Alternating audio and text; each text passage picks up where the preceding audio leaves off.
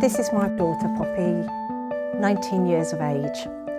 Young, fit, healthy, absolutely full of the joys of life. She was training to be a doctor. She just got a place at Brighton Medical School. And before going there, she was working at Grove Court Nursing Home to raise funds for her course. And on the morning of Sunday, the 20th of June, 2010, we simply got a telephone call from her, calling from work. And all she said was, "Please come." So immediately, all three of us, my husband, myself and my daughter Sunshine, jumped into the car and went there. When we arrived, we found her alone, lying on the forecourt, and she simply raised her head, and all she could do was mouth, and she said, "Help me, I'm dying." And those were her very last words. We couldn't help her. Nobody could help her. The ambulance service were there very, very quickly. But sadly, she died of asphyxia and anaphylactic reaction.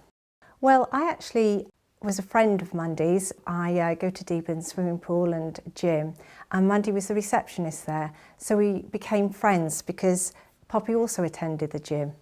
And it was just really as a result of an email that I sent to Mandy when she had been saying, how did I cope as a result of Poppy's death?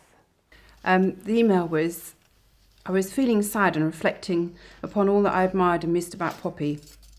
Her joie de vivre inspired me to turn my despondency upon its head.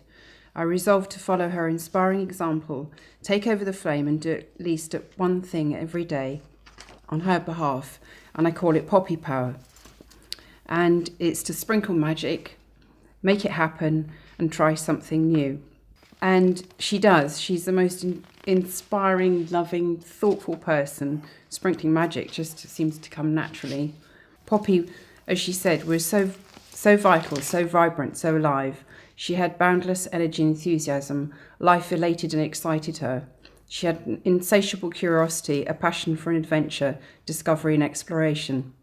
And you just, what an opportunity, really.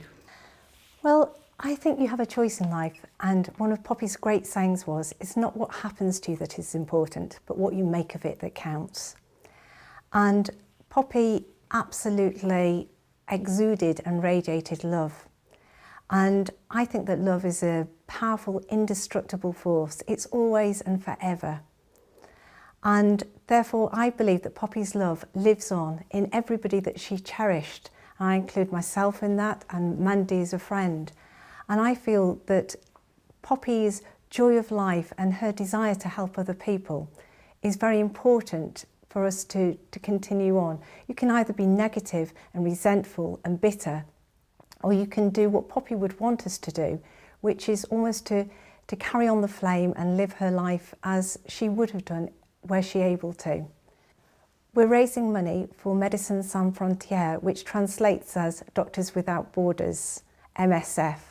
It's an international humanitarian medical aid charity, and they send doctors out who volunteer their time to go where the need is greatest, independently, regardless of race, politics, religion or gender, because ultimately that was Poppy's ambition, to work for them.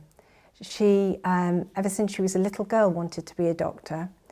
And in fact, when she died, she donated her tissues and her organs in order to give life to other people. So even in death, she was actually helping people.